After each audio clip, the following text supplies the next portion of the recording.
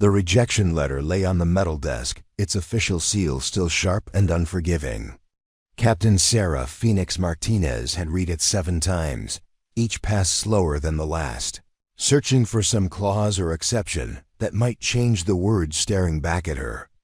Application for commercial pilot training, denied. Applicant does not meet psychological fitness standards for civilian aviation. The words felt like shrapnel in her chest. Sarah folded the letter carefully and placed it in her flight bag next. To her military discharge papers. 23 years of flying everything from cargo planes to fighter jets. Over 4,000 flight hours in some of the most dangerous airspace in the world. And Pinnacle Aviation Academy had deemed her psychologically unfit to fly passengers between cities. The irony wasn't lost on her that she'd spent the last decade of her military career as a test pilot, evaluating aircraft that other pilots considered too dangerous to fly. The fluorescent lights in the small waiting room buzzed overhead, casting harsh shadows across the worn linoleum floor. Through the window, she could see student pilots walking across the tarmac toward their training aircraft, their faces bright with the excitement of new beginnings. Sarah remembered that feeling. The electric anticipation of sitting in a cockpit for the first time. The moment when the ground fell away and you realized you were truly flying. She'd felt it first at 18, fresh out of high school, and determined to prove that a girl from the wrong side of Phoenix could soar with the best of them. That was before the wars, before the missions she couldn't talk about, before the nights. When she'd wake up in a cold sweat, her hands instinctively reaching for controls that weren't there. The military psychologist had called it adjustment disorder when they'd processed her discharge. Nothing serious, just the normal challenges of transitioning from military to civilian life. But apparently, Pinnacle Aviation Academy had different. STANDARDS Dr. Rebecca Morrison, the school's chief administrator, entered the waiting room with the measured steps of someone who'd delivered bad news before. She was younger than Sarah had expected, probably early 40s, with the kind of crisp professionalism that suggested she'd never spent a night sleeping in a cockpit, while enemy forces moved through the darkness below. Her blonde hair was pulled back in a perfect bun, and her navy suit looked like it had never been wrinkled by a parachute harness. "Ms. Martinez," Dr. Morrison said, settling into the chair across from her. "I want to assure you that this decision wasn't made lightly. Your military record is certainly impressive, but civilian aviation requires a different set of skills and temperament."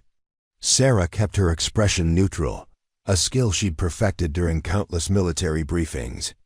"Dr. Morrison, I've logged over 4,000 flight hours in aircraft ranging from C-130 cargo planes to F-16 fighters. I've landed on aircraft carriers in storms, navigated through combat zones, and conducted precision airdrops in hostile territory.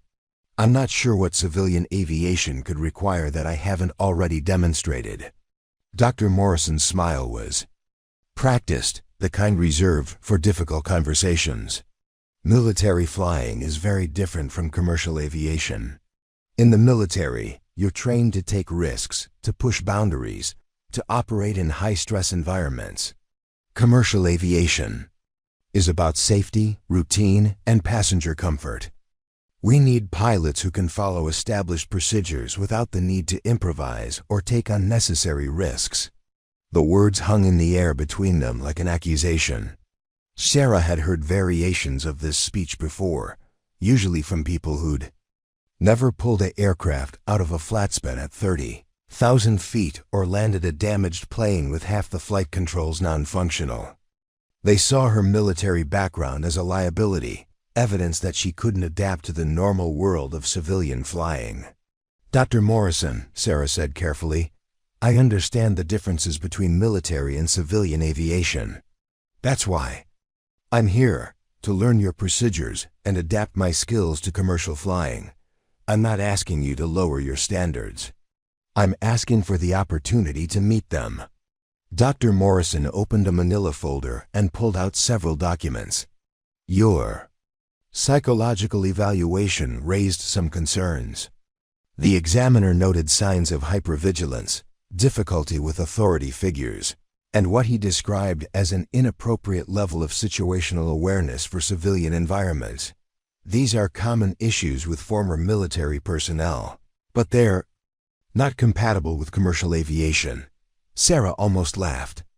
Hypervigilance and situational awareness were exactly the qualities that had kept her alive during her military career.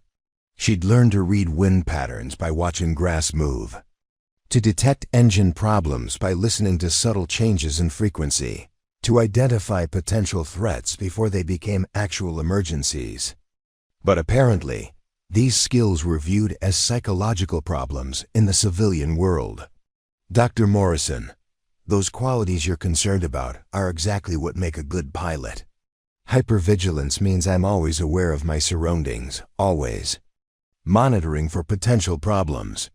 Situational awareness means I can process multiple sources of information simultaneously and make quick decisions when necessary.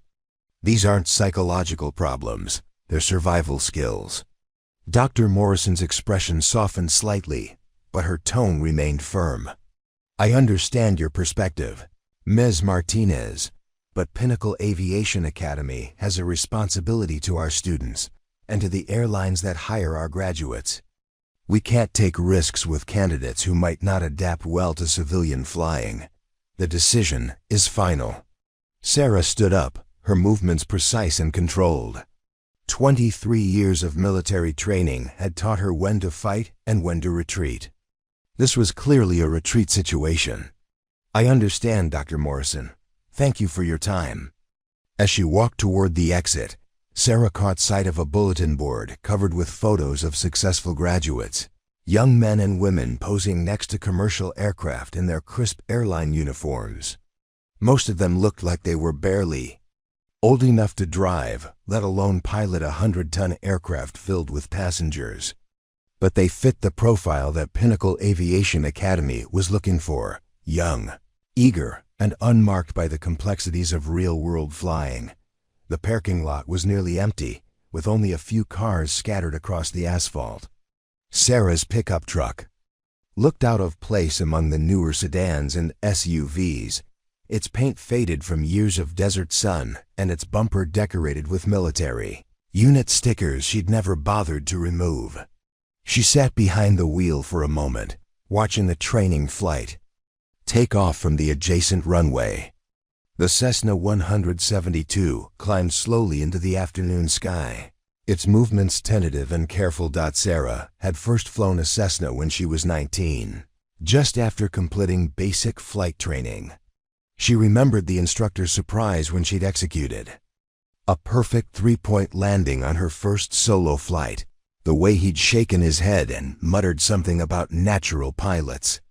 That instructor, Chief Warrant Officer Mike Thompson, had been the first person to see her potential, the first to suggest she might have what it took to fly fighters.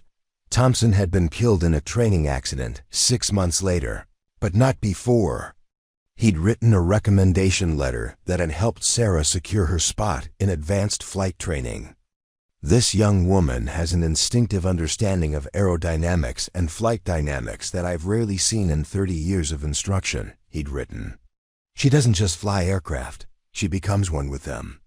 That instinct, that connection with the aircraft, had carried Sarah through her entire military career. She'd flown missions that other pilots had refused, tested aircraft that had killed previous test pilots, and brought damaged planes home when everyone else said it was impossible. But none of that mattered to Pinnacle Aviation Academy. They saw only the psychological evaluation, the clinical assessment of a woman who'd spent too many years living on the edge of danger. Sarah started the truck and pulled out of the parking lot, but instead of heading home, she drove toward the small municipal airport on the other side of town. Desert Sky Airport was a far cry from the modern facilities at Pinnacle Aviation Academy. The terminal was a converted trailer, the runways were cracked and weathered, and most of the aircraft tied down on the ramp were decades old. But it was a working airport, a place where pilots came to fly rather than to impress admissions committees. She parked near the terminal and walked out to the flight line, where a group of pilots was gathered around an old Piper Cherokee. The plane had seen better days, its paint faded and its wings marked with years of use, but it was still airworthy. The pilots were discussing weather conditions for a cross-country flight, their voices carrying the easy camaraderie of people who shared a common passion. "You're new around here," said a voice behind her. Sarah turned to see a man in his 60s, wearing a faded flight suit and a baseball cap decorated with squadron patches. His face was weathered by years of sun and wind, and his eyes held the steady confidence of someone who'd seen everything aviation had to offer. "Just looking around," Sarah replied. "I'm Sarah Martinez." "Frank Kowalski," the man said, extending a calloused hand. "I run the flight training operation here, such as it is." He gestured toward the collection of aging aircraft. "Not much to look at, but these old birds still fly." "You a pilot?" Sarah hesitated. The question was simple, but the answer was complicated. Was she still a pilot if no one would let her fly? Was she still a pilot if her experience was considered a liability rather than an asset? "I used to be," she said finally. Frank's eyes narrowed slightly, reading something in her expression. "Military? 23 years, just got out." "What did you fly?" "A little bit of everything. Cargo planes, tankers, fighters. Spent the last few years as a test pilot." Frank's eyebrows rose. "Test pilot? That's serious flying. What brings you to our little patch of desert?"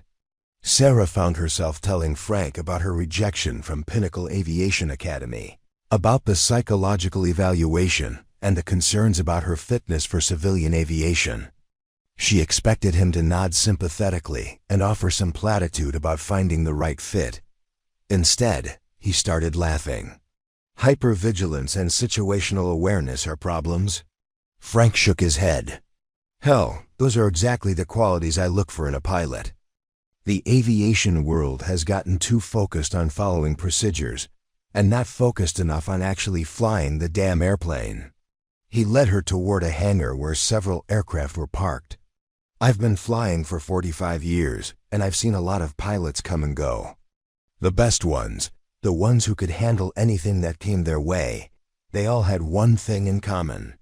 They understood that flying isn't just about following a checklist. It's about becoming part of the aircraft, about feeling what the airplane is telling you." Sarah followed him into the hangar, where a beautifully restored P-51 Mustang sat gleaming under the fluorescent lights. The World War II fighter was painted in authentic military colors, its propeller spinner decorated with the distinctive nose art of the era. "This is my baby," Frank said, running his hand along the aircraft's polished aluminum skin. "Took me 15 years to restore her. She's not just a showpiece, though. I fly her regularly, take her to air shows, even do some aerobatic demonstrations." Sarah studied the aircraft, noting the careful attention to detail in its restoration. Everything from the cockpit instruments to the tail wheel had been returned to original specifications. This wasn't just a hobby for Frank. This was a passion, a connection to aviation history that went beyond simple nostalgia. "You know what the difference is between a good pilot and a great pilot?" Frank asked. "A good pilot follows the rules and procedures. A great pilot knows when to break them. A great pilot understands that sometimes the book doesn't have the right answer, that sometimes you have to trust your instincts and your experience." Sarah nodded, understanding what he meant. She'd faced situations where the emergency procedures didn't cover the specific combination of problems she was dealing with, where she'd had to improvise solutions based on her understanding of aerodynamics and aircraft systems. Those were the moments that separated pilots from aircraft operators. "The problem with schools like Pinnacle Aviation Academy," Frank continued, "is that they're training aircraft operators, not pilots. They want people who will follow procedures, without question, who won't think for themselves, who won't challenge the system." "But what happens when the system fails? What happens when the procedures don't work? That's when you need a real pilot. Frank looked at her intently. You interested in doing some flying? I could use someone with your experience to help with instruction. The pay isn't much, but you'd be flying every day. And you'd be working with people who understand what real flying is about. Sarah felt a spark of hope for the first time in weeks. You'd be willing to let me instruct? Without going through a formal program? You've got more flight hours than most airline pilots, and you've flown in conditions that would scare the hell out of most civilian pilots. Far as I'm concerned, you're overqualified for anything we do here. The question is whether you're willing to work with a bunch of old-timers who still believe that flying is as much art as science. Sarah looked around the hangar at the collection of vintage aircraft, each one carefully maintained and obviously well-loved. These weren't just machines to Frank and his colleagues. They were connections to the pure joy of flight, reminders of why people had first looked at the sky and dreamed of soaring with the birds. When do I start? She asked. Frank smiled, the kind of genuine expression that came from finding exactly what you were looking for. How about tomorrow morning? We've got a student who's been struggling with crosswind landings. I have a feeling you might be able to help him figure it out. As Sarah drove home that evening, she found herself thinking about the strange turns her life had taken. She'd been rejected by the academy she'd thought she wanted to attend, dismissed as psychologically unfit for civilian aviation. But maybe that rejection had led her to something better, something more authentic. Maybe Pinnacle Aviation Academy's loss would be Desert Sky Airport's gain. The desert sunset painted the sky in shades of orange and purple, the kind of natural beauty that reminded Sarah why she'd first fallen in love with flying. Up there, above the clouds, problems seemed smaller and possibilities seemed endless. Tomorrow she'd be back in the cockpit, sharing that feeling with someone else who dreamed of flight. For the first time since her discharge from the military, Sarah Martinez felt like she might actually be going home. The morning sun cast long shadows across the Desert Sky Airport ramp as Sarah arrived for her first day of instruction. Frank Kowalski was already there, performing a pre-flight inspection on a blue and white Cessna 152 that had clearly seen better days. The aircraft's paint was faded, its wings showed the scars of countless training flights and one of the navigation. Lights had been replaced with a slightly different model that didn't quite match the original. "Morning, Phoenix," Frank called out, using the call sign he'd somehow discovered from her military records. "Ready to meet your first student?"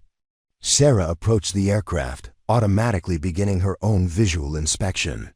The habits of 2 decades were hard to break, and she found herself checking tire pressure, fuel levels, and controlling surface movement with the thoroughness that had kept her alive through countless military flights.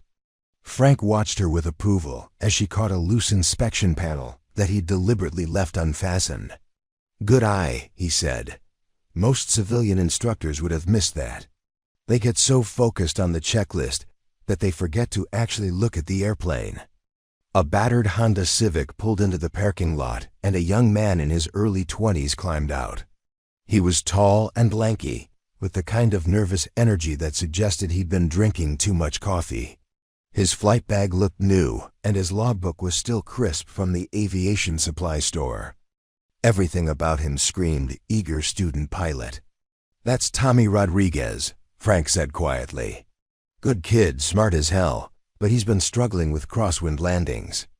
Had 3 different instructors try to help him, but something's not clicking. He's starting to get frustrated, and I'm worried he might quit." Tommy approached them with the hesitant smile of someone who wasn't sure what to expect. "Mr. Kowalski, is this the new instructor you mentioned? Tommy, meet Sarah Martinez. She's going to be working with you on those crosswind landings."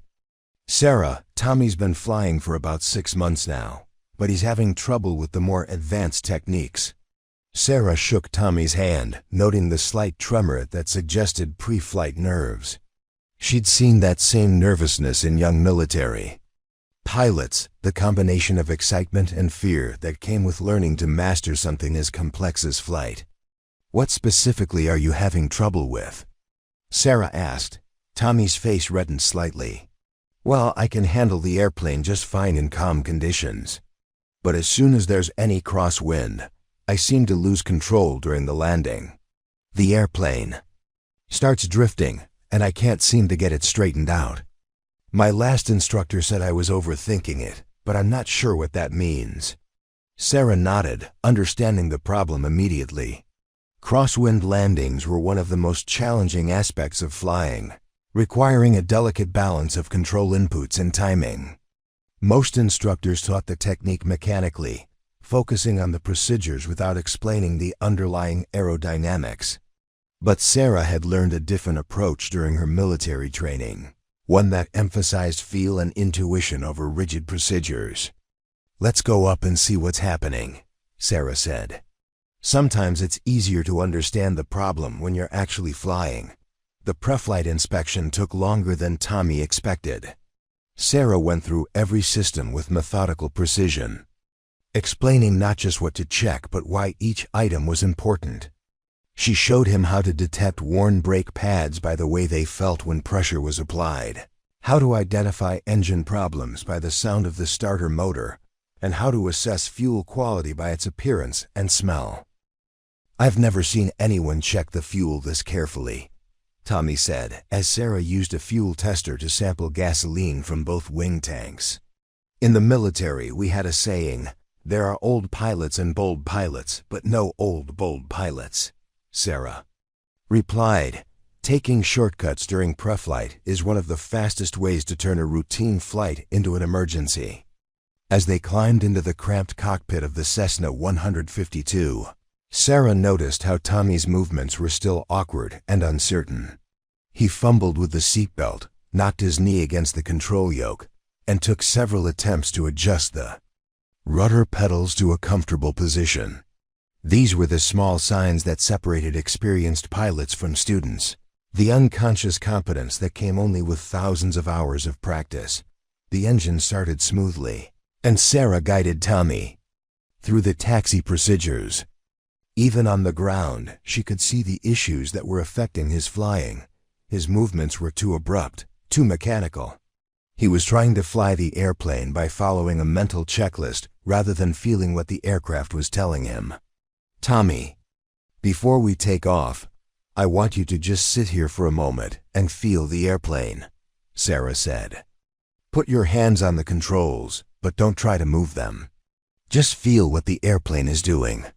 Tommy looked confused, but he followed her instructions. After a few moments, Sarah asked, "What do you feel?" "The engine vibration, I guess." "And?" "The wind is pushing the airplane slightly to the left." "Good. That's exactly what I want you to notice. The airplane is constantly telling you what it's doing and what it needs." Most pilots get so focused on the procedures that they stop listening to the airplane. The takeoff was routine, but Sarah noticed that Tommy's control inputs were still too aggressive. He was fighting the airplane rather than working with it, trying to force it to do what he wanted rather than understanding what it was capable of doing. As they climbed to pattern altitude, Sarah took the controls and demonstrated the difference between mechanical flying and intuitive flying. Her movements were smooth and subtle, each input flowing naturally into the next. The airplane responded as if it were an extension of her body, climbing and turning with effortless precision. "See how the airplane wants to fly?" Sarah said. "It's not fighting me, and I'm not fighting it. We're working together." Tommy nodded, but Sarah could see that he didn't fully understand yet. Understanding would come with time and practice, but first she needed to help him overcome his fear of crosswind landings. "Okay, let's set up for some pattern work," Sarah said. "But first, I want you to understand what's really happening during a crosswind landing." As they entered the traffic pattern, Sarah explained the aerodynamics of crosswind flight. She showed Tommy how the wind affected the airplane's ground track, how the rudder could be used to align the airplane with the runway, and how the ailerons could counteract the wind's tendency to lift the upwind wing. "The key is not to fight the wind," Sarah said. "You have to work with it, use it to your advantage. The airplane wants to weather vane into the wind, so let it. Then use your controls to maintain your desired flight path." Tommy's first landing attempt was typical of a student struggling with crosswinds. He allowed the airplane to drift downwind, then overcorrected with aggressive rudder inputs that caused the aircraft to oscillate back and forth. The landing was hard and crooked, and Tommy was clearly frustrated with his performance. "That felt terrible," he said as they taxied back for another attempt. "It wasn't as bad as you think," Sarah replied. "You maintained control of the airplane, and we're both still alive. That's more than some pilots can say about their first crosswind landing attempts." Over the next hour, Sarah worked with Tommy on developing a feel for crosswind corrections. She had him practice at different altitudes, showing him how the controls responded to various wind conditions. Gradually, Tommy began to understand that crosswind flying wasn't about following a rigid procedure. It was about developing the sensitivity to feel what the airplane needed and the skill to provide it. "Try this landing, but don't think about the procedures," Sarah said as they entered the pattern for the 5th time. "Just feel what the airplane is telling you and respond naturally." Tommy's approach was smoother this time, his control inputs more subtle and intuitive. He still struggled with the final moments of the landing, but the improvement was obvious. The airplane touched down with less drama, and Tommy managed to keep it reasonably straight during the rollout. "Better," Sarah said. "Much better. You're starting to feel what the airplane needs." As they continued practicing, Sarah found herself thinking about the differences between military and civilian flight training. In the military, pilots were taught to push their limits, to operate in conditions that civilian pilots would consider dangerous. But they were also taught to develop an intuitive understanding of their aircraft, to become one with the machine they were flying. Civilian training, at least as practiced by schools like Pinnacle Aviation Academy, seemed to focus more on procedures and regulations than on developing piloting skills. Students were taught to follow checklists and comply with rules, but they weren't encouraged to develop the kind of deep understanding that separated good pilots from great ones. After 2 hours of pattern work, Tommy was beginning to show real progress. His landings were becoming more consistent, and his confidence was growing. More importantly, he was starting to understand the relationship between pilot and aircraft that was essential to good flying. "I think I'm finally getting it," Tommy said as they taxied back to the ramp. "It's not about forcing the airplane to do what I want. It's about understanding what it needs and helping it get there." "Exactly," Sarah said. "You're not flying the airplane so much as you're flying with it. The airplane becomes an extension of yourself." As they shut down the engine and secured the aircraft, Frank approached with a satisfied smile. "How did it go?" "Tommy's making good progress," Sarah said. "He's starting to develop the feel that's essential for crosswind work." Tommy beamed with pride. "I actually made a few decent landings. Sarah showed me things that my other instructors never mentioned." Frank nodded approvingly. Different instructors have different approaches. Sometimes you need to find the right match between instructor and student. Over the following weeks, Sarah settled into a routine at Desert Sky Airport. She worked with Tommy and several other students, each one presenting different challenges and learning styles. Some were natural pilots who just needed refinement of their techniques. Others required more fundamental work on basic flying skills. What Sarah discovered was that many of the students who came to Desert Sky Airport were refugees from larger flight schools. They were the ones who didn't fit the standard mold, who learned differently, or who had been written off as too difficult to teach. But Sarah found that these students often had the most potential once they found the right approach to learning. Maria Santos was a 45-year-old nurse who had always dreamed of flying but had been told by 2 different flight schools that she was too old to learn. She was methodical and careful, qualities that served her well in her medical career, but that some instructors interpreted as timidity in the cockpit. "I keep second-guessing myself," Maria confided to Sarah after a particularly frustrating lesson. "The other instructors told me I need to be more aggressive, more decisive. But that's not who I am." Sarah recognized the problem immediately. Maria didn't need to become more aggressive. She needed to learn to trust her instincts and use her natural caution as a strength rather than a weakness. "Maria, in nursing, what do you do when you encounter a situation you've never seen before?" Sarah asked.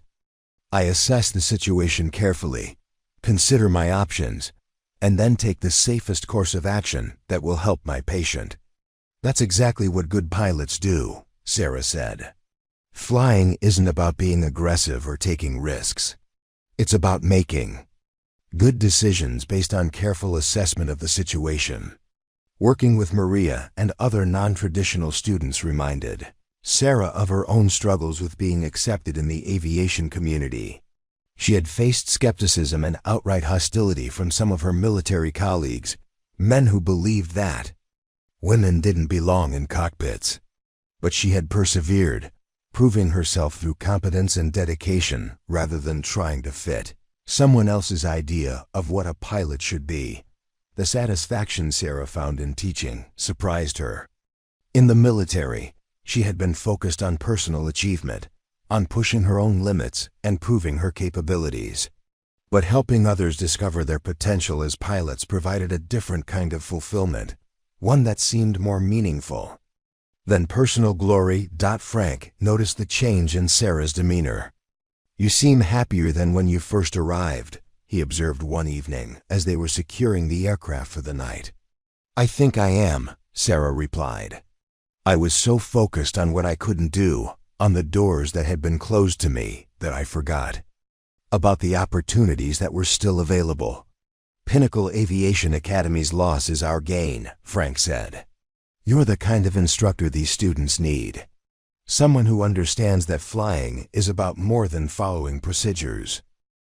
As Sarah drove home that evening, she reflected on the strange turns her life had taken. She had been rejected by the prestigious flight school she thought she wanted to attend, dismissed as psychologically unfit for civilian aviation, but that rejection had led her to something that might be even better. A place where her experience and skills were valued rather than viewed as liabilities. The students at Desert Sky Airport were learning to fly, but Sarah was learning something equally important. She was discovering that her military experience, rather than being a hindrance in civilian aviation, could be her greatest asset. The skills that had kept her alive in combat, situational awareness, quick decision-making, and the ability to remain calm under pressure, were exactly what civilian pilots needed to develop.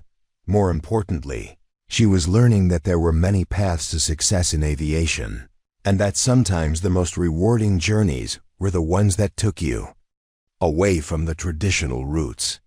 Pinnacle Aviation Academy might have rejected her, but Desert Sky Airport had given her something more valuable: the opportunity to share her passion for flight with others who shared that same dream.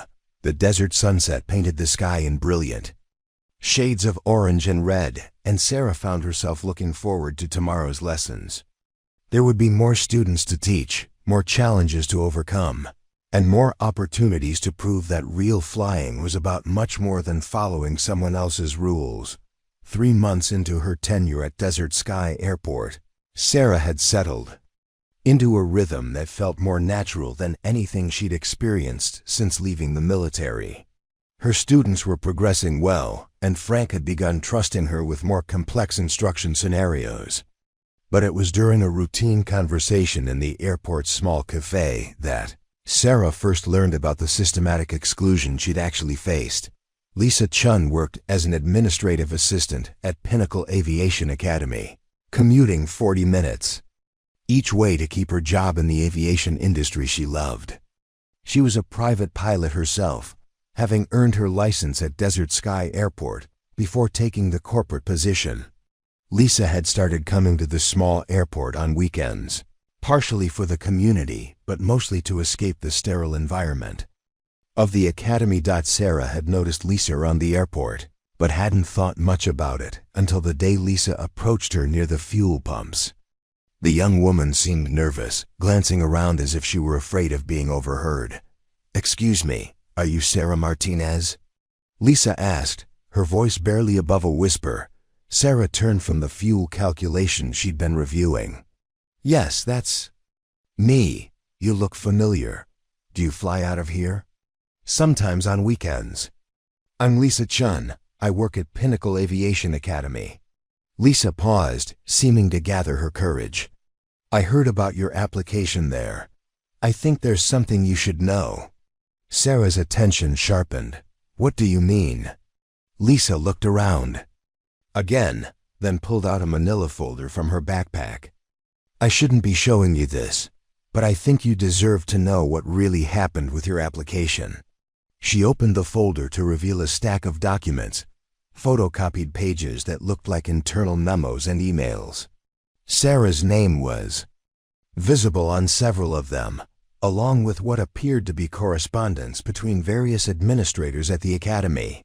"I work in the administrative offices," Lisa explained. "I see a lot of paperwork, and I've been noticing some patterns. Your application wasn't rejected because of your psychological evaluation. It was rejected before you even took the evaluation." Sarah felt a chill run down her spine. "What do you mean?" Lisa pulled out a specific document, an email chain between Dr. Morrison and several department heads. "Look at this. It's from 2 weeks before your interview. Dr. Morrison sent this to the admissions committee." Sarah read the email, her anger building with each word. "We have an application from a former military pilot, Sarah Martinez. She has extensive combat experience and was a test pilot. While her qualifications are technically impressive, I have concerns about her suitability for our program. Military pilots, particularly those with combat experience, often struggle to adapt to civilian aviation protocols. They tend to be overly aggressive, resistant to authority, and may have psychological issues stemming from their service. I recommend we proceed with caution." "There's more," Lisa said, flipping to another page. "This is from the chief flight instructor." The second email was even more damaging. "I've reviewed Martinez's military records. She's flown fighters and been involved in classified test pilot programs. This level of experience could be disruptive to our program. Our other students might feel intimidated, and she might challenge our instructor's authority. Additionally, female military pilots often have chips on their shoulders about proving themselves. I recommend we find a reason to exclude her from the program." Sarah's hands were shaking as she read the emails. The psychological evaluation had been nothing more than a formality, a way to document a decision that had already been made. They had never intended to give her a fair chance. "How did you get these?" Sarah asked. "I'm responsible for filing administrative correspondence," Lisa said. "I found these in a stack of documents that were supposed to be archived. I think someone forgot to remove them from the general filing system." Sarah continued reading through the documents, finding more evidence of the systematic exclusion. There were notes about maintaining program standards and ensuring cultural fit that were clearly coded language for keeping out people who didn't match their preferred demographic.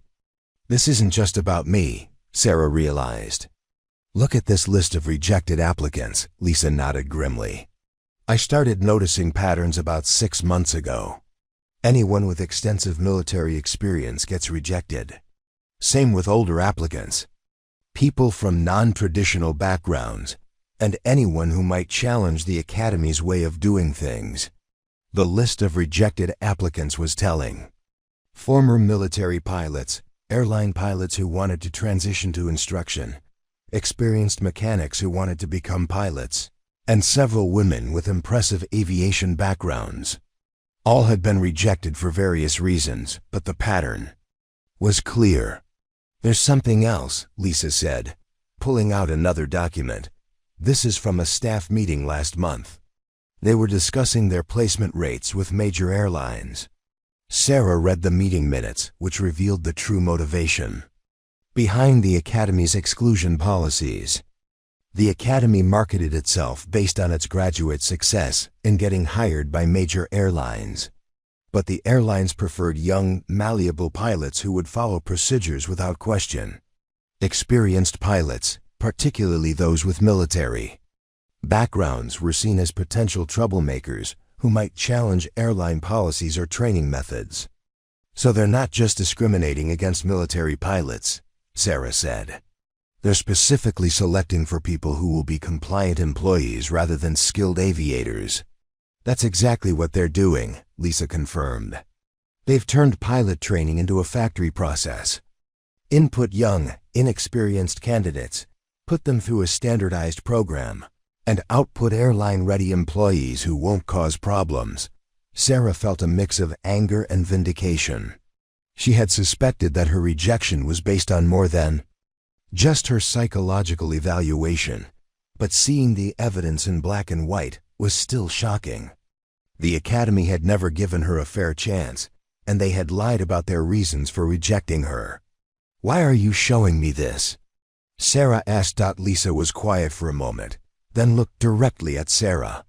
"Because I became a pilot to be part of the aviation community, not to be part of a system that excludes good people for political reasons.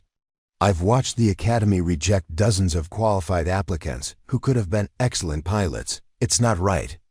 This could get you in serious trouble if anyone finds out."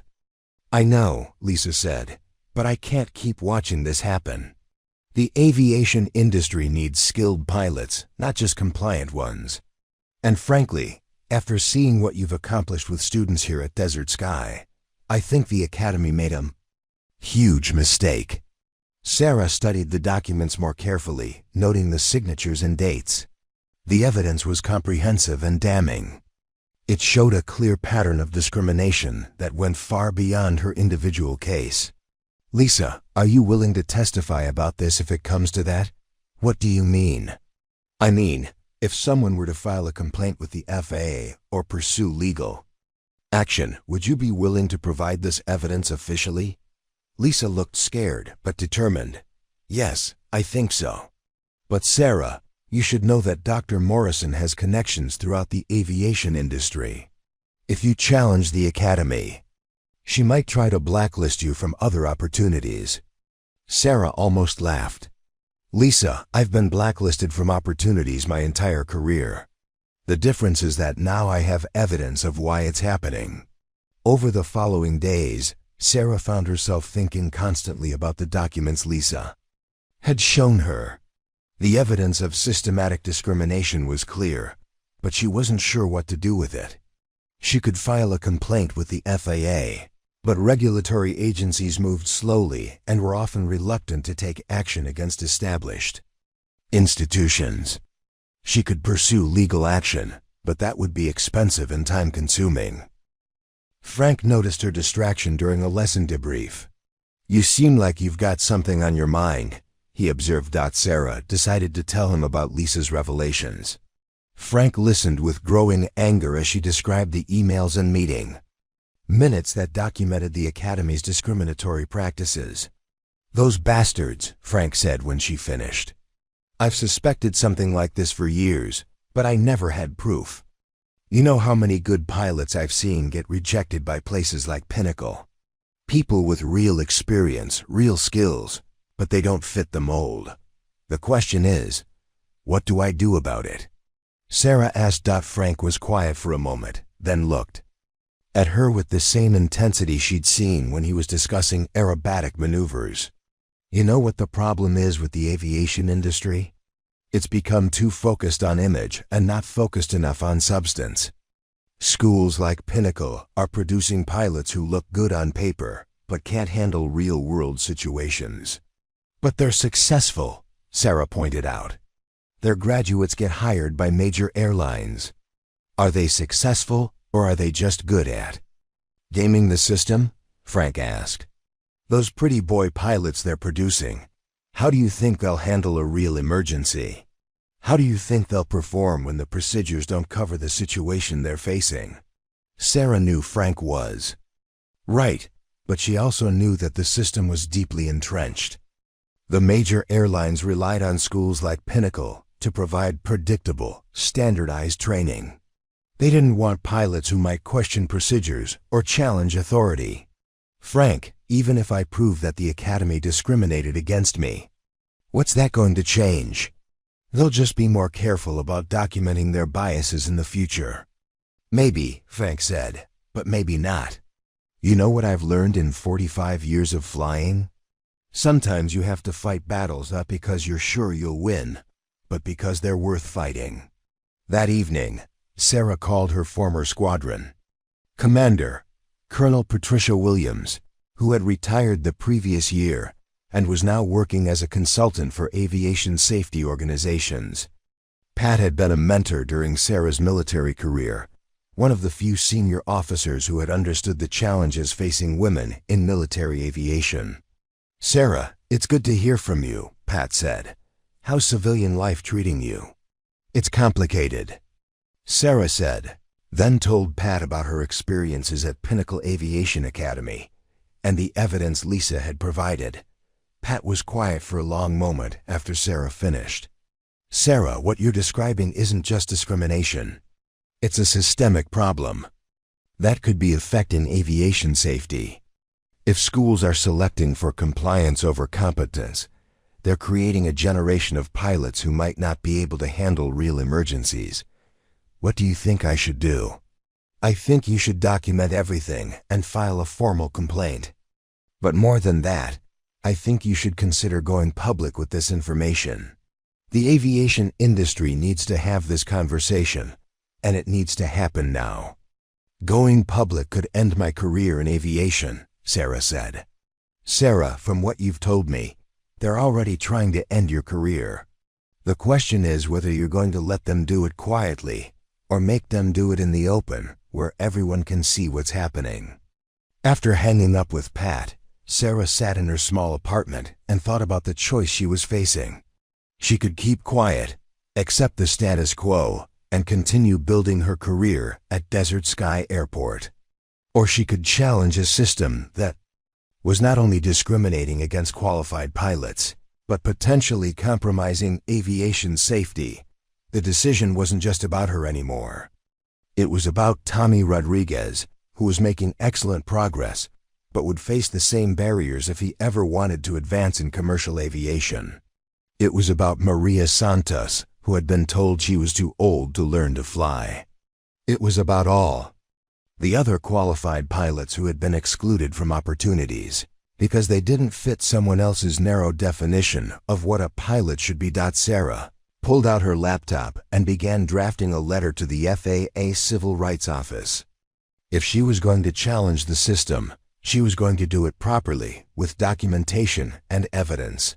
She was going to make it impossible for them to ignore what was happening. As she wrote, Sarah thought about the military oath she had taken years ago, the promise to defend the Constitution against all enemies, foreign and domestic. The discrimination she had uncovered wasn't just a violation of her individual rights. It was a threat to the principles of merit and equality that were supposed to define American institutions. She had spent her military career defending those principles with her life. Now she was going to defend them with her voice. The letter took her most of the night to write, but when she finished, Sarah felt a sense of purpose she hadn't experienced since leaving the military. She was going to fight this battle, not just for herself, but for every qualified pilot who had been excluded from opportunities because of prejudice and politics. The next morning, she would begin the process of challenging a system that had tried to silence her. But tonight, she was simply a pilot who had found her mission. The call came at 5:47 a.m. on a Tuesday morning, jarring Sarah from the deep sleep she'd finally managed to achieve after weeks of restless nights. The ringtone was Frank's personal number, and he never called this early unless something was seriously wrong. "Sarah, you need to get down here right now." Frank's voice was tight with urgency. There's been an incident at the regional airport. Search and rescue is mobilizing, and they're asking for volunteer pilots with mountain flying experience. Sarah was already pulling on her clothes as Frank continued. A corporate jet went down in the mountains about 40 miles northeast of here. The weather's been deteriorating all night, and the regular SAR aircraft can't get through. They need someone who can fly in conditions that would ground everyone else. I'll be there in 15 minutes, Sarah said. Grabbing her flight bag and keys, the drive to Desert Sky Airport took her through the pre-dawn darkness of the desert, but she could see the ominous wall of clouds building over the mountains to the east. The weather system that had been forecast as a minor disturbance had intensified overnight, creating the kind of conditions that made flying treacherous for anyone without extensive experience in mountain weather. When Sarah arrived at the airport, she found a level of activity she'd never seen before. Emergency vehicles were parked near the terminal, their red and blue lights cutting through the darkness. A mobile command center had been set up in the parking lot, and uniformed personnel were coordinating with what appeared to be civil air. Patrol volunteers. Frank met her at the gate, his expression grim. It's worse than I thought. The jet that went down was carrying 6 people, including a family with 2 children. They were flying from Phoenix to Denver when they encountered severe weather and lost contact with air traffic control around midnight. Sarah felt the familiar tightness in her chest that came with high-stakes situations. What's the search area? That's the problem, Frank said, leading her toward the command center. The last radar contact was about 40 miles northeast, but the terrain up there is brutal. Canyons, ridges, and box valleys that can hide an aircraft completely. The weather's been so bad that even the military helicopters can't get airborne. As they approached the command center, Sarah could see the organized chaos of a search and rescue operation. Maps were spread across folding tables. Radio operators were coordinating with various agencies, and flight crews were studying weather reports and aircraft specifications. Martinez, thank God you're here, called out a voice Sarah recognized. Captain Jim Bradford was a retired Air Force pilot who now coordinated volunteer search and rescue flights for the region. She'd met him briefly at a fly-in event several months earlier. What's the situation, Captain? Sarah asked. Bradford pointed to a topographical map marked with red circles and grid coordinates. Corporate jet, citation CJ3, departed Phoenix Sky Harbor at 10:30 p.m. last night. They were supposed to arrive in Denver by 1 a.m., but they never made it. Last radio contact was here, he pointed to a spot on the map, where they reported severe turbulence and requested a deviation from their planned route.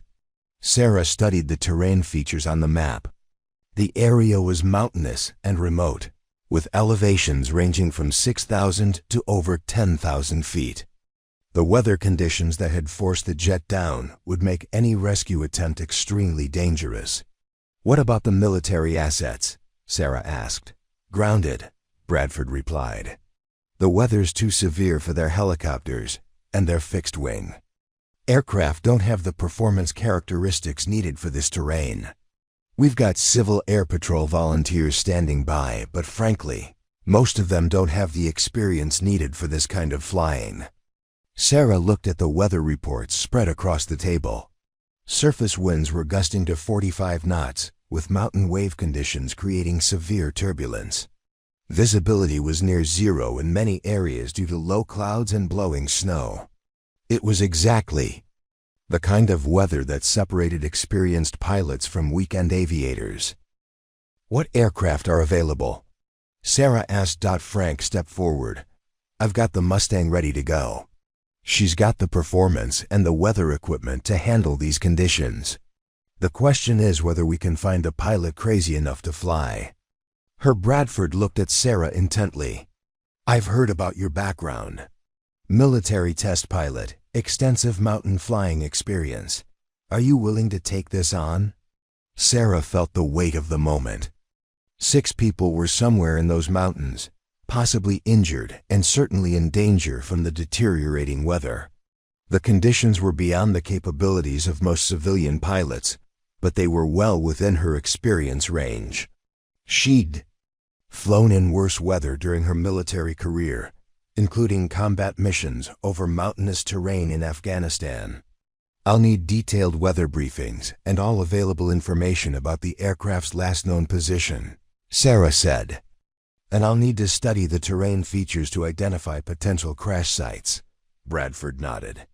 We've got everything you need, but Sarah, I have to be honest with you. This is going to be dangerous. The weather conditions are marginal at best. And we're asking you to fly alone into terrain that's claimed a lot of aircraft over the years. I understand the risks, Sarah replied. But those people don't have time to wait for better weather. Over the next hour, Sarah immersed herself in the mission planning process. She studied satellite imagery of the search area, analyzed weather patterns, and calculated fuel requirements for various search patterns. The terrain was challenging, but she identified several potential crash sites based on the aircraft's last known position and the prevailing weather conditions. The P-51 Mustang was an unconventional choice for a search and rescue mission, but it had several advantages over modern aircraft. Its robust construction could handle severe turbulence, its powerful engine could maintain performance at high altitudes, and its tandem seating arrangement would allow Frank to accompany her as an observer. You sure about this? Frank asked. As they conducted the pre-flight inspection, the weather reports are showing conditions that would keep most pilots on the ground. Sarah looked at the threatening sky to the east, where lightning was flickering among the clouds. Frank, I've flown in conditions that would make this look like a training exercise. The question is whether you're ready to go along for the ride.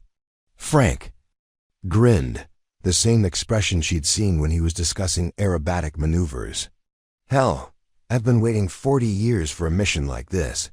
Let's go find those people.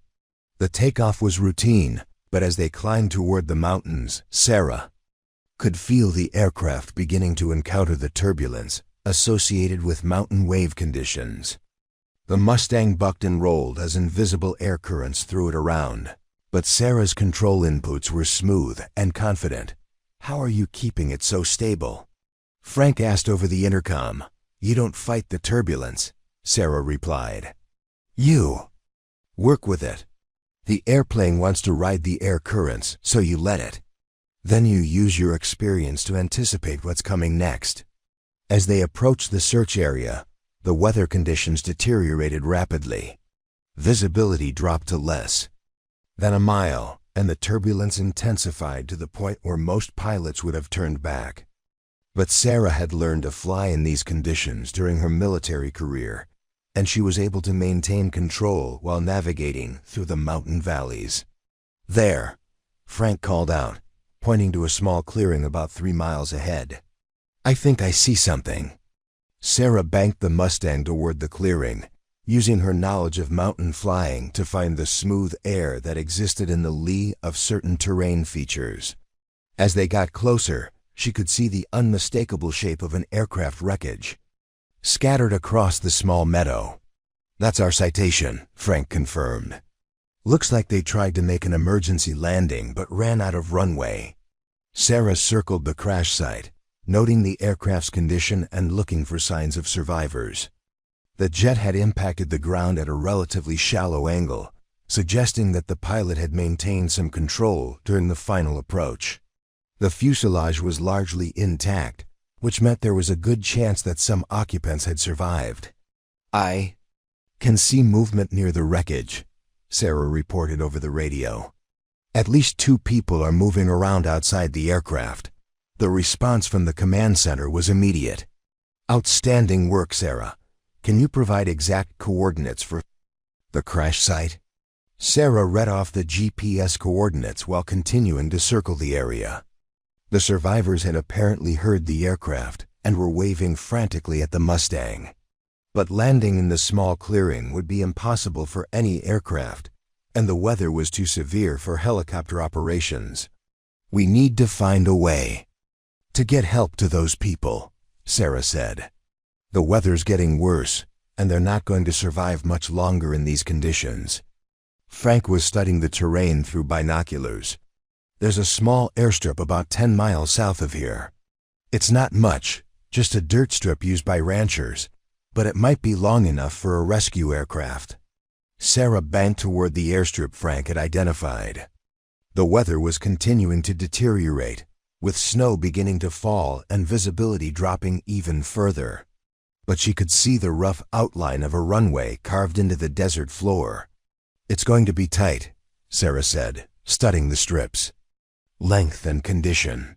But I think we can get a small aircraft in there." As they flew back toward Desert Sky Airport, Sarah coordinated with the command center to organize the rescue operation. The exact location of the crash site would allow ground teams to reach the survivors, but the weather conditions would make any approach dangerous. "Sarah, we owe you big time," Captain Bradford's voice crackled over the radio. "You've just saved 6 lives," but Sarah knew the mission wasn't over yet. The survivors were still stranded in deteriorating weather, and getting them to safety would require additional flights in conditions that were becoming increasingly dangerous.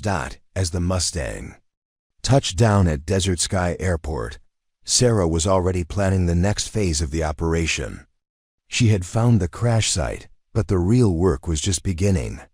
The skills that had made her a successful military pilot were about to be tested in a civilian context, and the lives of 6 people depended on her ability to navigate through weather that had already claimed 1 aircraft. The storm was intensifying, but Sarah Martinez was just getting started. The rescue operation transformed Desert Sky Airport into something resembling a military forward operating base. Within 2 hours of Sarah's return from the reconnaissance flight, the small civilian airport was bustling with emergency personnel, medical teams, and aviation assets that had been diverted from across the region.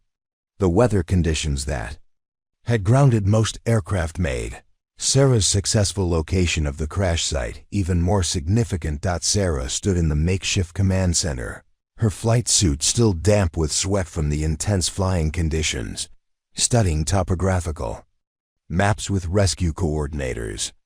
The crash site was accessible by ground, but the terrain was treacherous and the weather was making conditions worse by the hour. Snow was beginning to accumulate in the mountains, and temperatures were dropping toward dangerous levels. The ground teams are making progress, but it's going to take them at least 4 hours to reach the survivors, Captain Bradford explained, pointing to the winding mountain roads that led toward the crash site. "In these weather conditions, that might be too long." Dr. Jennifer Walsh, the medical coordinator for the rescue operation, looked up from her radio communications. "We've established contact with the survivors through emergency radio. 2 people are seriously injured, including one of the children. They need immediate medical attention." Sarah studied the maps more carefully, focusing on the small airstrip Frank had identified earlier. The dirt runway was barely 2,000 feet long and surrounded by challenging terrain, but it was the closest point where an aircraft could potentially land near the crash site. "What about a direct rescue flight?" Sarah asked. "If we can get a small aircraft into that ranch strip, we could evacuate the most seriously injured survivors." Bradford shook his head. "Sarah, the weather conditions are beyond what most pilots can handle. We've already lost 1 aircraft today. I can't authorize another flight that could result in more casualties." "But you didn't lose an aircraft because of pilot error," Sarah pointed out. "The citation went down because they encountered weather conditions that exceeded their aircraft's capabilities and probably their experience level. This is different." Frank had been listening to the conversation while monitoring weather reports. "Sarah's right. The Mustang can handle these conditions, and she's proven that she can navigate through this weather. But landing on that ranch strip is going to be tricky even for her." Sarah was already calculating the approach requirements for the small airstrip. The runway was aligned east-west, which meant landing would require a crosswind approach in the gusty conditions. The surrounding terrain created downdrafts and wind shear that could catch an inexperienced pilot off guard. But she had landed in similar conditions during her military career, including combat landings on improvised airstrips in Afghanistan. "I can make it work," Sarah said. "But I'll need a co-pilot and medical personnel who can handle the conditions." Dr. Walsh stepped forward. "I'll go. I'm a flight surgeon, and I've flown in military aircraft before.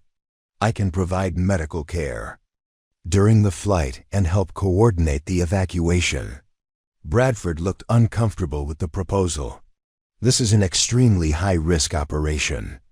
If something goes wrong, we could lose 3 more people, including our most experienced pilot." Sarah understood his concern, but she also understood the reality of the situation. The ground rescue teams might not reach the survivors in time, and the weather was continuing to deteriorate. Every minute of delay increased the risk to the people who were depending on them. "Captain, I've flown combat missions in worse weather than this," Sarah said. "I've landed on airstrips that were under enemy fire. This is dangerous, but it's not impossible." The debate continued for another 20 minutes, with various officials weighing the risks and benefits of the proposed rescue flight. Finally, Bradford made the decision that would define the remainder of the operation. "Sarah, I'm authorizing the flight, but with conditions. You'll have complete discretion to abort if conditions become too dangerous. Dr. Walsh will accompany you as a medical officer, and Frank will serve as your co-pilot and safety observer." Sarah felt the familiar rush of adrenaline that came with accepting a high-stakes mission. This was what she had trained for during her military career, the moment when all her skills and experience would be tested in a real-world situation, where lives hung in the balance. The preparation for the rescue flight was methodical and thorough. Sarah conducted a detailed weather briefing, studying wind patterns, visibility reports, and terrain features that could affect the approach to the ranch airstrip. She calculated fuel requirements, weight and balance limitations, and emergency procedures for various scenarios. Dr. Walsh proved to be an ideal crew member. Her military medical background had given her experience with aviation operations, and she understood the importance of following crew coordination procedures. She organized her medical equipment efficiently, preparing for the treatment of serious injuries in the confined space of the Mustang's rear cockpit. Frank's role as co-pilot was crucial. His decades of experience flying in challenging conditions would provide an additional safety margin, and his knowledge of the local terrain was invaluable. He had flown over the ranch airstrip numerous times during his career and could provide guidance on the approach and landing procedures. "The wind is going to be the biggest challenge," Frank explained as they studied approach plates. "The terrain funnels the wind through the valley, creating downdrafts on the approach end and updrafts on the departure end. You'll need to carry extra speed and be ready for rapid power changes." Sarah nodded, visualizing the approach in her mind. She had encountered similar conditions during mountain flying training, where wind patterns could change dramatically over short distances. The key was to maintain airspeed and be prepared to execute a go-around if conditions became too dangerous. The pre-flight inspection of the Mustang was even more thorough than usual. Sarah checked every system twice, knowing that mechanical failure during the rescue flight could be catastrophic. The aircraft's robust construction and powerful engine gave her confidence, but she also knew that even the best aircraft had limitations. "Are you ready for this?" Frank asked as they climbed into the cockpit. Sarah looked at the threatening sky, where snow was beginning to fall more heavily. "I've been ready for this my entire career. I just didn't know it would happen in a civilian context." The takeoff was smooth, but as they climbed toward the mountains, the turbulence became increasingly severe. Sarah's control inputs were smooth and confident, but Dr. Walsh gripped her seat as the aircraft bucked and rolled through the rough air. "How do you make it look so easy?" Dr. Walsh asked over the intercom. 20 years of practice," Sarah replied. "And a lot of very expensive training courtesy of the United States Air Force." As they approached the crash site, Sarah could see the survivors more clearly. They had built a small fire and were huddled together near the wreckage, but their movement suggested that at least 2 people were unable to move on their own. The weather conditions had deteriorated since her earlier reconnaissance flight, with snow beginning to accumulate on the ground. "We need to get them out of there soon," Dr. Walsh observed. "Hypothermia is going to become a major factor if we don't evacuate them within the next few hours." Sarah circled the crash site once more, then turned toward the ranch airstrip. The approach would be challenging, but she had successfully landed the Mustang on shorter runways during airshow demonstrations. The key was to use the aircraft's excellent short-field performance and her own experience with precision approaches. "Ranch strip in sight," Frank announced. "Wind is gusting to 35 knots from the southwest." Sarah could see the narrow dirt runway, carved into the desert floor, surrounded by sagebrush and rocky terrain. The approach required threading the needle between 2 ridges, with little margin for error. But she had made similar approaches during her military career, including night landings on improvised airstrips with minimal lighting. "This is going to be interesting," Sarah said. Beginning her approach to the small airstrip dot, the wind conditions were even worse than anticipated. Gusts caught the Mustang and threw it around like a toy, requiring constant corrections to maintain the proper approach path. Sarah's hands moved smoothly on the controls, making subtle adjustments to compensate for the turbulence. 50 feet, Frank called out. "Looks good." The touchdown was firm but controlled, and Sarah immediately applied brakes to stop the aircraft on the short runway. The Mustang rolled to a stop with barely 100 feet of runway remaining. "Outstanding flying," Dr. Walsh said, clearly impressed with Sarah's skill, but Sarah was already focused on the next phase of the operation. They had successfully reached the ranch airstrip, but now they needed to coordinate with the ground rescue teams to evacuate the survivors. The weather was continuing to deteriorate, and they had a limited window of opportunity before conditions became too dangerous for takeoff. "Command, this is rescue flight," Sarah radioed. "We're on the ground at the ranch strip. What's the status of the ground teams?" Bradford's voice crackled through the radio. "Ground teams are still 2 hours out. Weather is getting worse, and they're having trouble with the road conditions." Sarah looked at the snow beginning to accumulate on the Mustang's wings. They couldn't wait 2 hours for the ground teams to arrive. The weather would make takeoff impossible, and the survivors at the crash site were running out of time. "Frank, how far is it from here to the crash site on foot?" Frank studied the topographical map. "Maybe 2 miles, but it's rough terrain. In these weather conditions, it could take an hour to reach them." Sarah was already making calculations. In her mind, they had enough fuel for multiple trips, and the Mustang could carry 2 passengers in addition to the crew. But it would mean leaving the aircraft unattended and hiking through dangerous terrain in deteriorating weather. "Dr. Walsh, are you up for a cross-country hike in a snowstorm?" The flight surgeon looked at the weather conditions, then at the map, showing the location of the injured survivors. "Let's go save some lives." As they prepared to leave the aircraft and begin the trek to the crash site, Sarah reflected on the strange turns her career had taken. 6 months earlier, she had been rejected by Pinnacle Aviation Academy as psychologically unfit for civilian aviation. Now she was leading a rescue operation that would have challenged the most experienced military pilots. The wind was howling across the desert, and snow was beginning to reduce visibility. But Sarah Martinez had found her mission, and she was going to complete it regardless of the obstacles in her path. The hike from the ranch airstrip to the crash site through deteriorating mountain weather tested every survival skill Sarah had learned during her military career. The terrain was treacherous, with loose rock, hidden gullies, and patches of ice that had formed where snow had melted and refrozen. Dr. Walsh proved to be surprisingly capable, her medical training having included wilderness survival courses. But Frank struggled with the altitude and the physical demands of the cross-country trek. Sarah took point, using her land navigation skills to plot a course that would minimize exposure to the worst of the weather while avoiding the most dangerous terrain features. The GPS unit in her survival kit provided basic positioning, but she relied primarily on terrain association and dead reckoning techniques that had served her well during combat operations.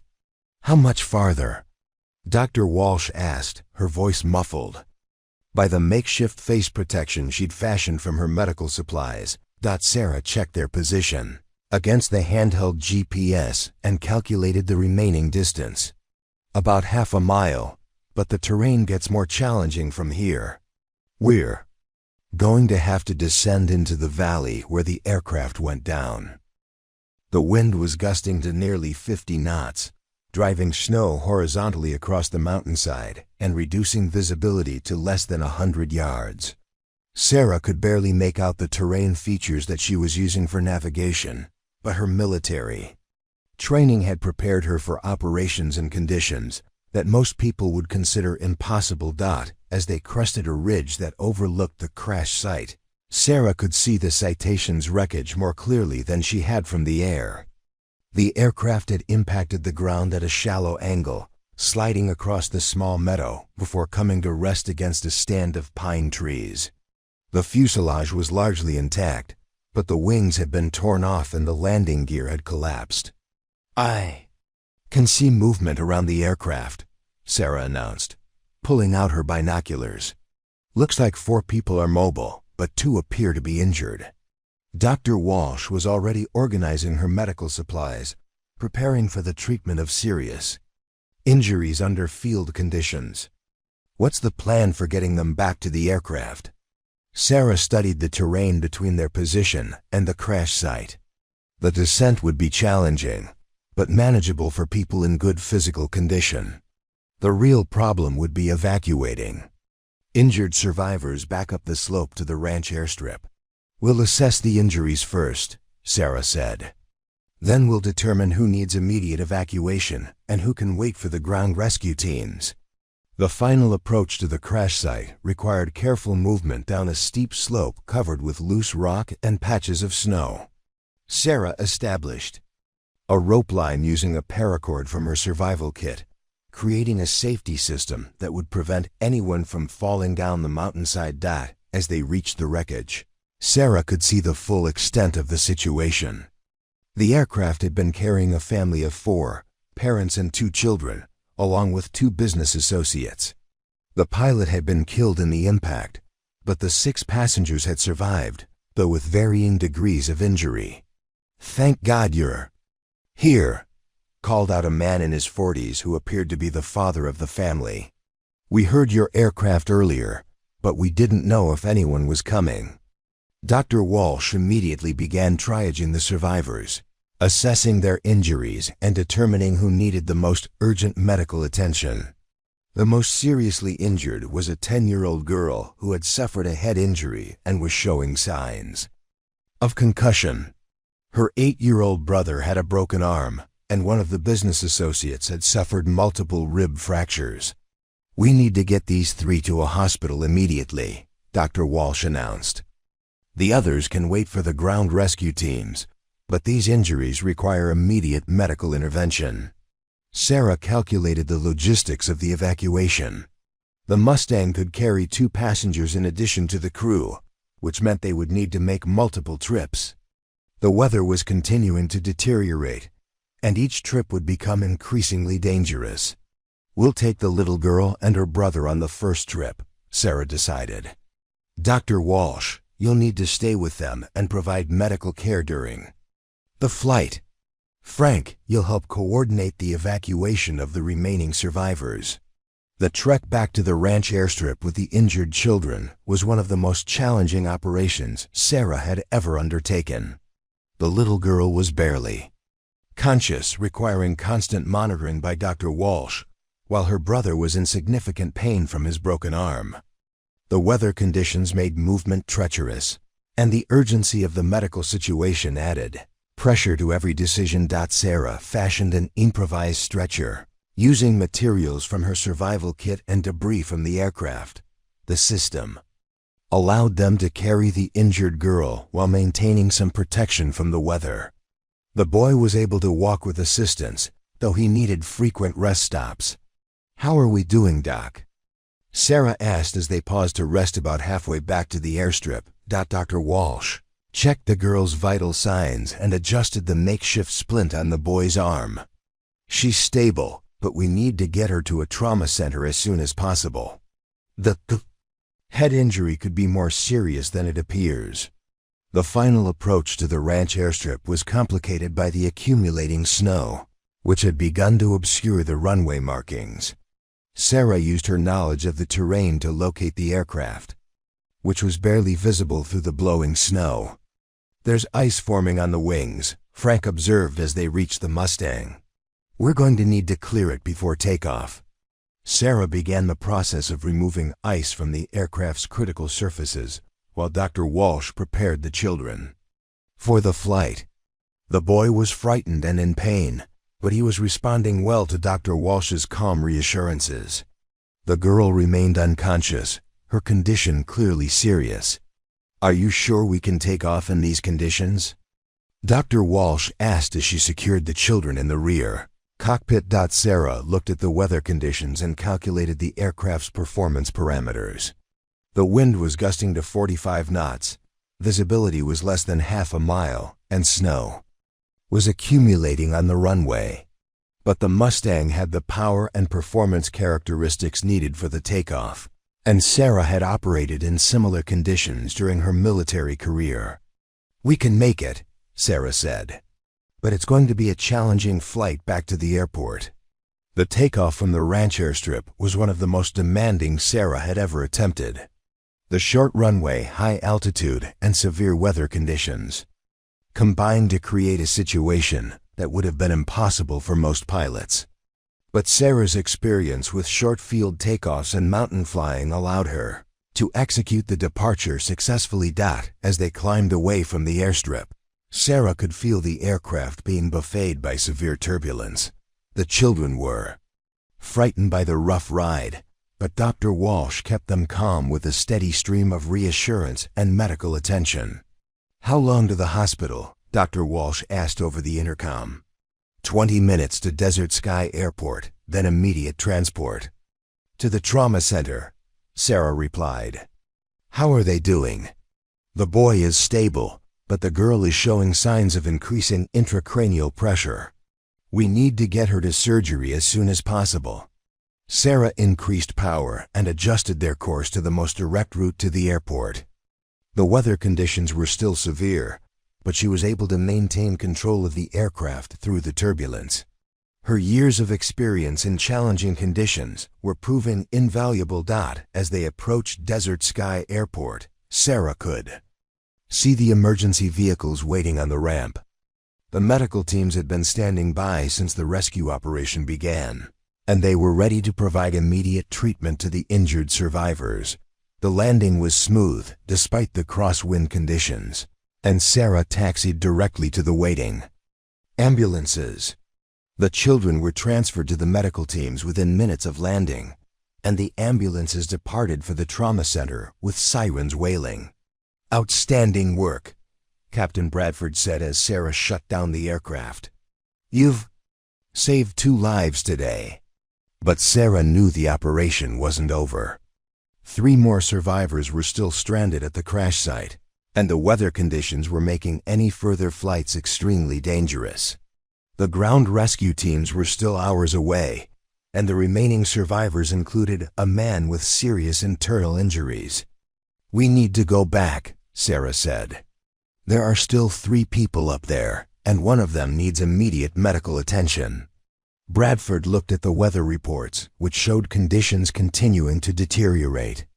"Sarah, I can't authorize another flight in these conditions. The risk is too great." "Captain, those people are counting on us," Sarah insisted. "We can't abandon them now." Frank had been listening to the conversation while monitoring weather reports. Sarah's right. We've proven that we can handle these conditions. And if we don't go back now, we might not get another chance." The debate continued for several minutes, with various officials weighing the risks and benefits of another rescue flight. Finally, Bradford made the decision that would complete the operation. "One more flight," he said, "but this is the last one. If conditions get any worse, we're done." As Sarah prepared for the second rescue flight, she reflected on the events of the day. She had been rejected by Pinnacle Aviation Academy as unsuitable for civilian aviation, but she was now leading a rescue operation that had already saved 2 lives. The skills that had been viewed as liabilities in the civilian world had proven to be essential when lives were on the line. The weather was getting worse, but Sarah Martinez had a mission to complete. 3 more people were depending on her, and she wasn't going to let them down. The second rescue flight launched into conditions that would have grounded every other aircraft at Desert Sky Airport. Snow was falling heavily, driven by winds that gusted to nearly 60 knots, and visibility had dropped to less than a quarter mile. Sarah could barely see the runway lights as the Mustang accelerated through the swirling snow, but her instruments showed normal engine parameters, and the aircraft responded predictably to her control inputs. Dr. Walsh had remained at the airport to accompany the injured children to the trauma center, so Sarah and Frank were flying alone on this mission. The absence of medical personnel meant they would need to rely entirely on the ground rescue teams for treatment of the remaining survivors, but those teams were still at least 2 hours away from the crash site. "Visibility is getting worse," Frank observed as they climbed toward the mountains. "I can barely make out the terrain features we used for navigation on the first flight." Sarah was flying almost entirely on instruments, using her GPS navigation system and terrain awareness displays to maintain safe clearance from the mountains. The weather conditions were beyond what most civilian pilots would consider flyable, but they were well within the parameters she had operated in during combat. "Missions. We'll use the same approach we used before," Sarah said.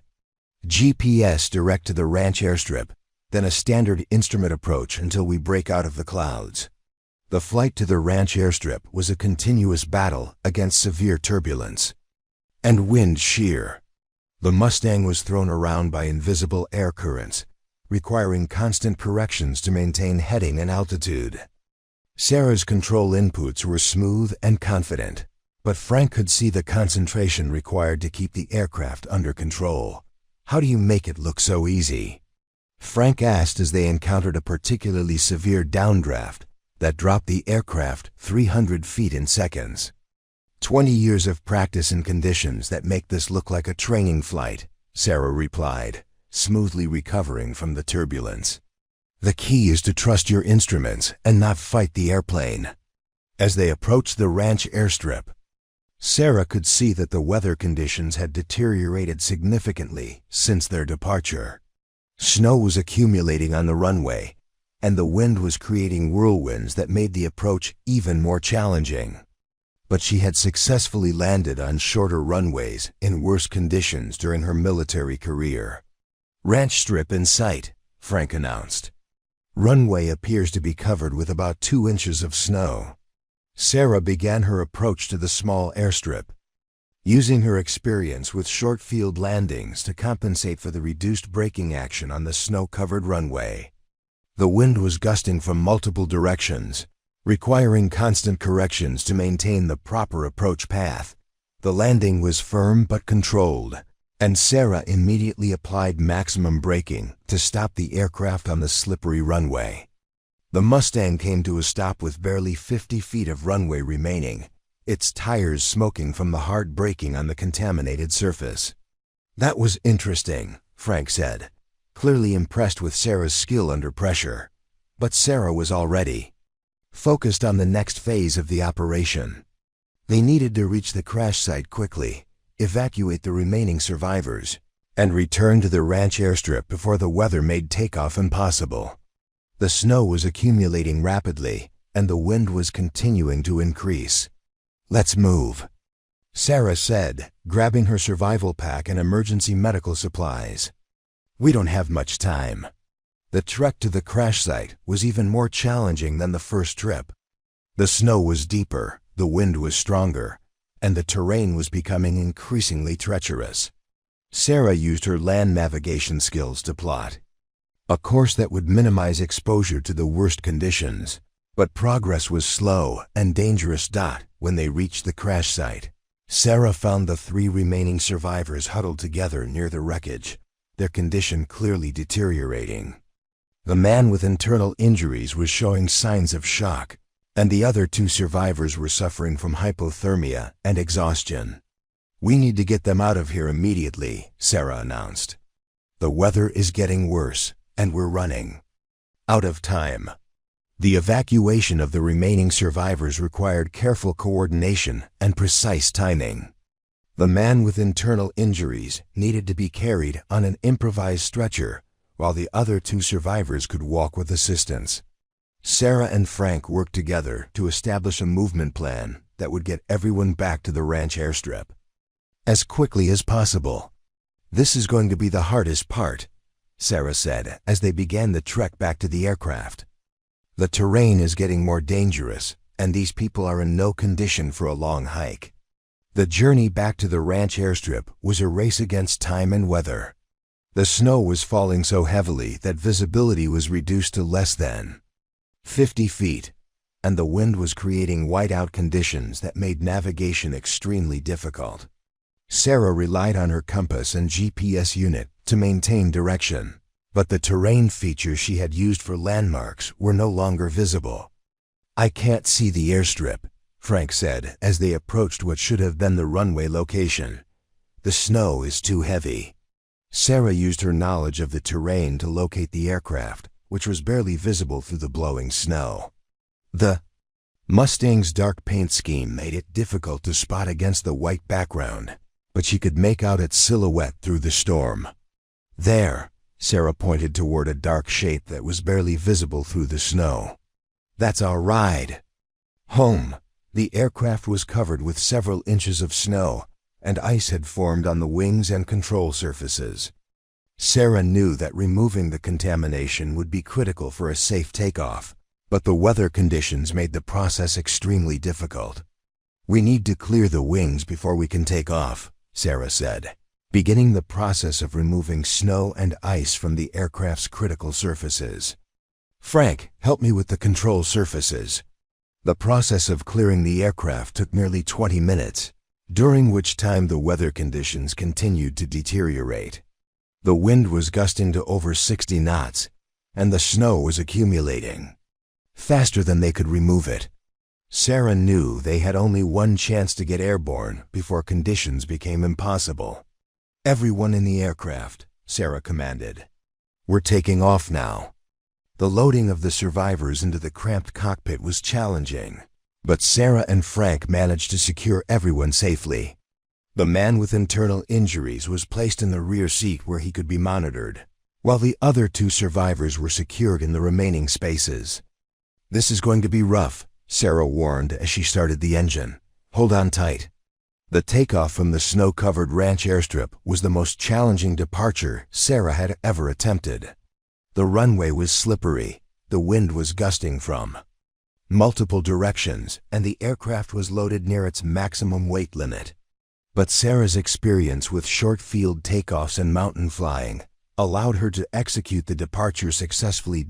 As they climbed away from the airstrip, Sarah could feel the aircraft struggling against the severe turbulence and wind shear. The survivors were frightened by the rough ride, but she maintained control through a combination of skill, experience, and determination. "How are our passengers doing?" Sarah asked Frank over the intercom. "The injured man is stable, but he needs medical attention soon," Frank replied. "The other 2 are scared, but okay." The flight back to Desert Sky Airport was a continuous battle against deteriorating weather conditions. Sarah was flying almost entirely on instruments, using her GPS navigation system and terrain awareness displays to maintain safe clearance from the mountains. The weather was beyond what most civilian pilots would consider survivable, but Sarah's military experience had prepared her for operations in impossible conditions. As they approached Desert Sky Airport, Sarah could see the emergency vehicles waiting on the ramp. The medical teams had been standing by throughout the operation, and they were ready to provide immediate treatment to the remaining survivors. Desert Sky Airport, this is rescue flight with 3 survivors aboard, Sarah radioed. We need immediate medical attention for 1 critically injured patient. The response from the tower was immediate.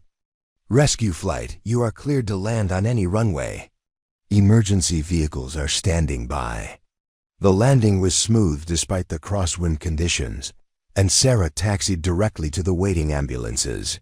The survivors were transferred to the medical teams within minutes of landing, and the ambulances departed for the trauma center with their precious cargo. Captain Bradford was waiting as Sarah shut down the aircraft. Sarah, what you've accomplished today is nothing short of miraculous. You've saved 6 lives in conditions that would have defeated most pilots. But Sarah wasn't thinking about personal recognition. She was thinking about the families who would be reunited, the children who would recover from their injuries, and the people who had been given a second chance at life. Just doing my job, Sarah said simply.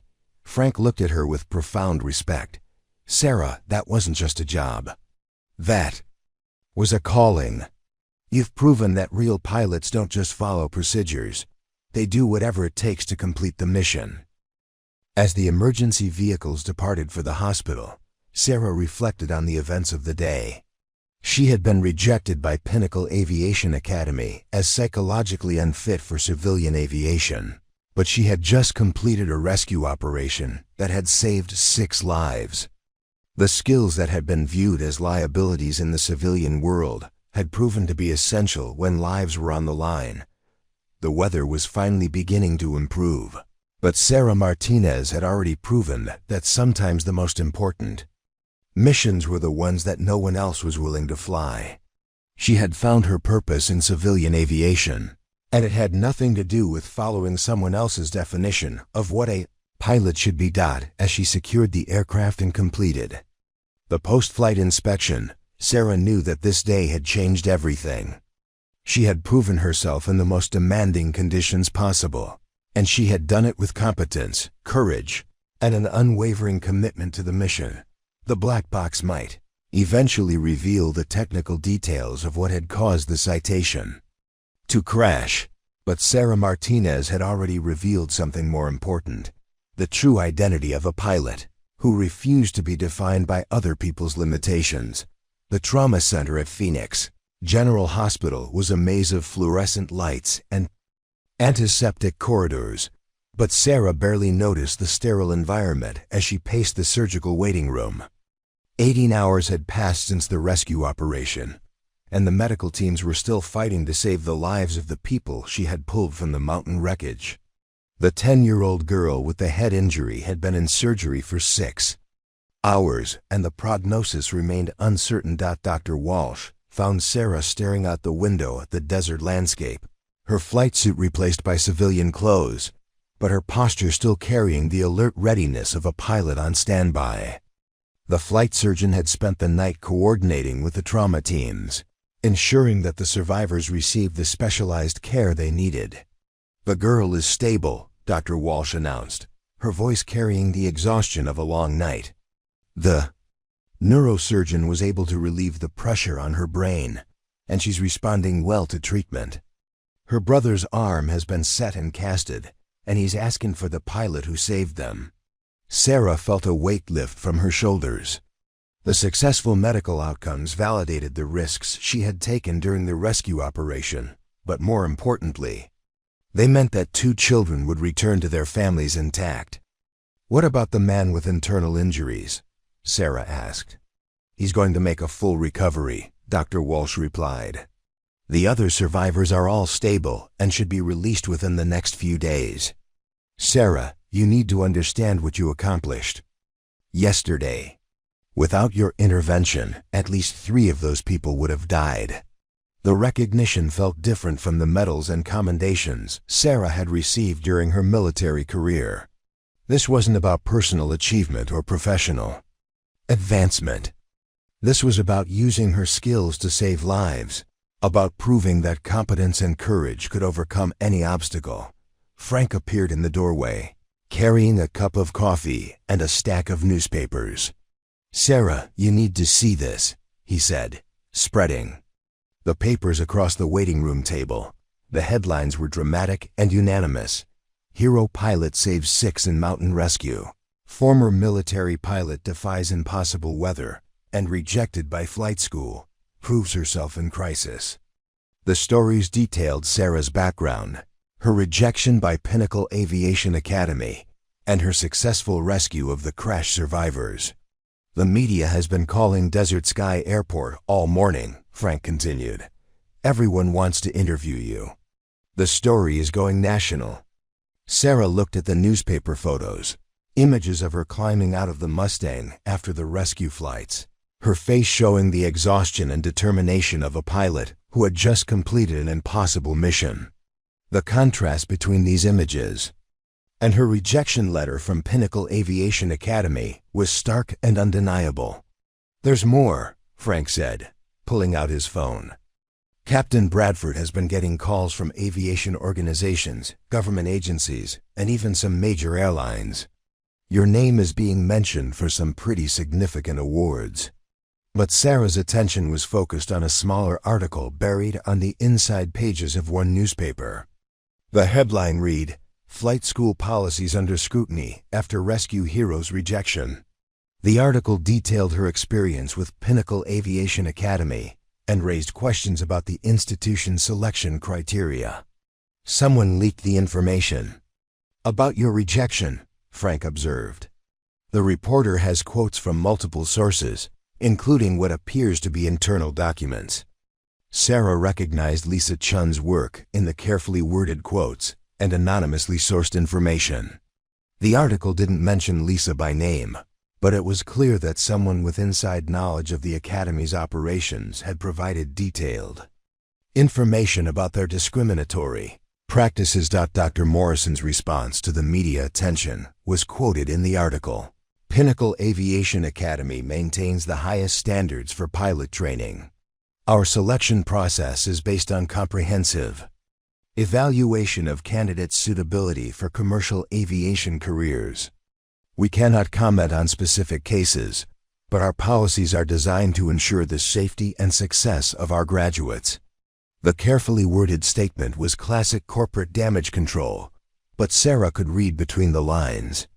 The Academy was facing uncomfortable questions about their rejection of a pilot who had just proven herself in the most demanding conditions possible. "This is going to get interesting," Frank said. "The aviation community is asking some hard questions about how flight schools evaluate candidates." Over the following days, Sarah found herself at the center of a media storm that grew larger with each passing hour. The story of her rescue operation had captured the public imagination, but it had also sparked a broader conversation about discrimination in the aviation industry. The phone calls started early in the morning and continued late into the evening.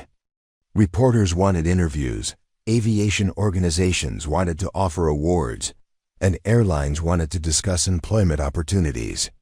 Sarah was polite but cautious, understanding that the media attention could be both beneficial and dangerous.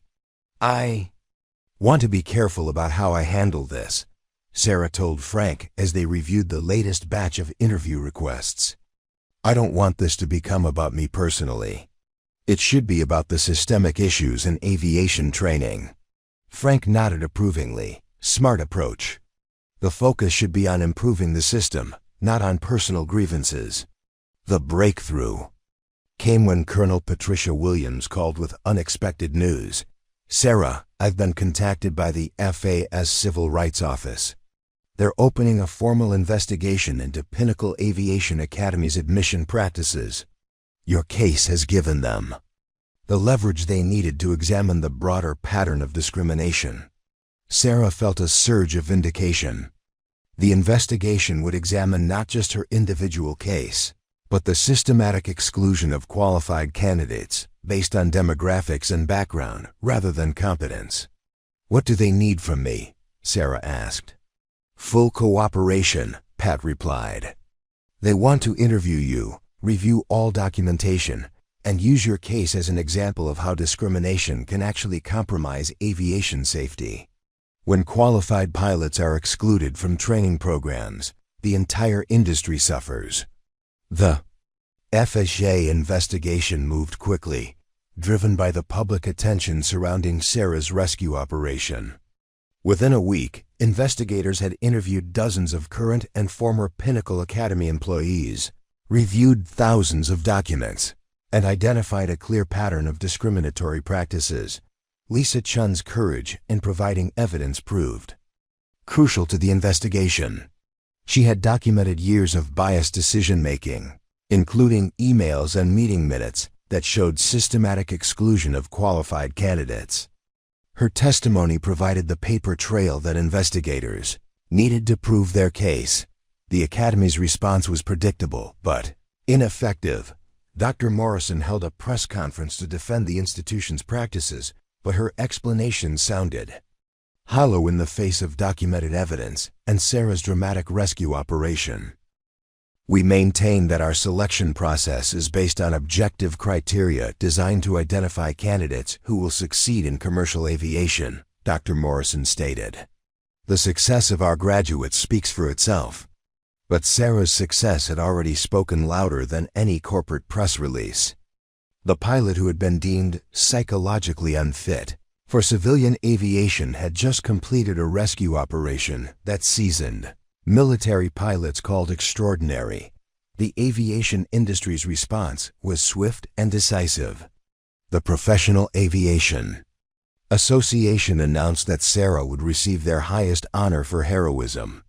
The Aircraft Owners and Pilots Association created a new award specifically recognizing pilots who overcome discrimination to serve their communities. Even the major airlines began reviewing their own hiring practices. "This is bigger than just one flight school," observed Captain Bradford during a meeting at Desert Sky Airport.